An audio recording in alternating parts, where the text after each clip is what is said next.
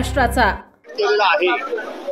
त्या संदर्भामध्ये संजय शिरसाट जर असं म्हणत असतील की एका बॅगेमध्ये कपडे आहेत ते माझे आहेत आणि दुसऱ्या बॅगेमध्ये काय आहे ते मला माहित नाही, पण ती बॅग त्यांच्या रूममध्येच आहे ना। मग त्यांच्या रूममध्ये असलेल्या बॅगेमध्ये सरळ सरळ पैसे दिसत आहेत आणि मग ते जर पैसे त्यांचे नसतील तर असं मला वाटतं की त्यांनी ते पैशाची बॅग आहे ती तशीच्या तशी कुठल्या तरी एखाद्या शिक्षण संस्थेला, कुठल्या तरी एखाद्या अपंग संस्थेला, कुठल्या तरी एखाद्या चांगल्या कामाला दानधर्म करून टाकावी। ही माझी बॅग नाही, हे दिसणारे पैसे माझे नाहीत आणि म्हणून हे पैसे मला मिळालेले आहेत, ते माझ्या लक्षात आलेले आहेत, त्यामुळं मी ह्या पैशाचं दानधर्म करतोय आणि पुण्य मिळवावं। हा जो व्हिडिओ आहे हा पोलिसांनी काढलाय, पत्रकारांनी काढलाय, त्यांच्या जवळच्या कार्यकर्त्यांनी काढलाय की आणखी एका खास व्यक्तीने काढलाय, तुमचं मत काय? असं आहे ह्याच्यामध्ये की तुम्ही गेल्या या महाराष्ट्रामध्ये काय चाललंय, काय ज्या जनतेनं या महाराष्ट्रामध्ये या लोकांचं सरकार निवडून दिलं त्या जनतेला पश्चाताप होत असेल व्हायला हवा।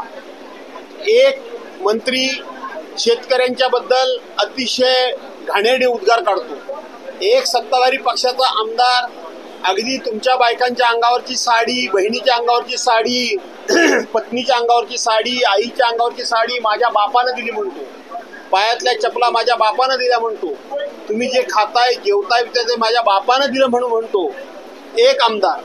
दुसरा एक जो मंत्री आहे भाजपाचा तो तर सगळ्या जाती धर्माच्या लोकांना वाटेल त्या घाणेरड्या शिव्या देतो। एक आमदार आहे भारतीय जनता पार्टीचा, तो पवार साहेबांसारख्या एका सिनियर माणसाच्या कुटुंबाबद्दल काहीही बोलतो।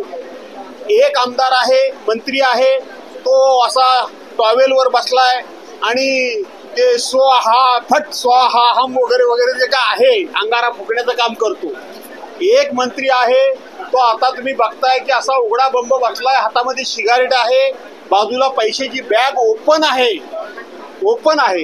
ही मस्ती सत्तेतून आली, ही मस्ती एकदम मोठ्या प्रमाणामध्ये जे यांना एकदम जो काही जनाधार नाही म्हणता येणार परंतु मोठ्या प्रमाणामध्ये यांचे आमदार निवडून आलेल्यामुळं ही मस्ती आली आणि विरोधी पक्ष संख्येनं थोडा आहे आणि त्या विरोधी पक्षाचा आवाज सकाळ संध्याकाळ दाबला जातोय, त्यामुळं ही अशा पद्धतीची रोज महाराष्ट्राच्या अब्रूची लक्तर वेशीवर टांगली जात आहेत। एक यांची सत्ताधारी पक्षाचे आमदार म्हणते की वारीमध्ये डॉक्टर बाबासाहेब आंबेडकरांच्या घटनेचं प्रियांबल वाटलं म्हणून त्यांना नक्षलवादी ठरवते। अशा पद्धतीचं हे सगळं चालू आहे आणि म्हणून मला वाटतं की जनतेनं विचार करायला पाहिजे की आपण यांना या ठिकाणी आणून काय केलं। जर तो व्हिडिओ जर आपण बघितला तर संजय शिरसाट त्यांच्या बेडरूम मध्ये टॉवेल आणि बनियनवर बसलेले आहे, त्या ठिकाणी त्यांच्या 2 बॅग आहे, एक बॅग पैशाने भरलेली आहे। अशाचा प्रश्न आम्हाला तुम्हाला हा विचारायचा आहे की हा व्हिडिओ नेमका काय टाकून त्यांच्या असं आहे की परवांच्या दिवशी धुळ्याला अंदाज समितीची बैठक गेली होती, 5.5 कोटी रुपये जमा झाले। किती रुपये? 5.5 कोटी रुपये। त्यातले 1,84,00,000 रुपये पोलिसांनी जप्त केले अनिल गोटेंच्या तक्रारीवरून। ते 1,84,00,000 रुपयाचा म्हणजे एका माणसाचा तो हिस्सा होता। मग उरलेले 5.5 कोटी रुपये कुठे गेले? 5.5 कोटीतले 1,84,00,000 रुपये जर मिळाले तर बाकीचे कुठे गेले? आणि म्हणून त्याचा व्हिडिओ कोणी काढला? यांच्या जवळच्याच माणसांनी कुठेतरी काढला असेल। याचा अर्थ यांची जवळची माणसं किंवा हे जे 3 पक्षाचं सरकार आहे या 3 पक्षाच्या सरकारामध्ये एकमेकाचा पत्ता कापायचं काम सुरू झाले। धनंजय मुंडेचा पत्ता कापून झाला, त्याच्यानंतर जयकुमार गोरेची विकेट पडता राहिली आणि आता मला असं वाटतं संजय शिरसाटची विकेट पडली पाहिजे याकरता म्हणून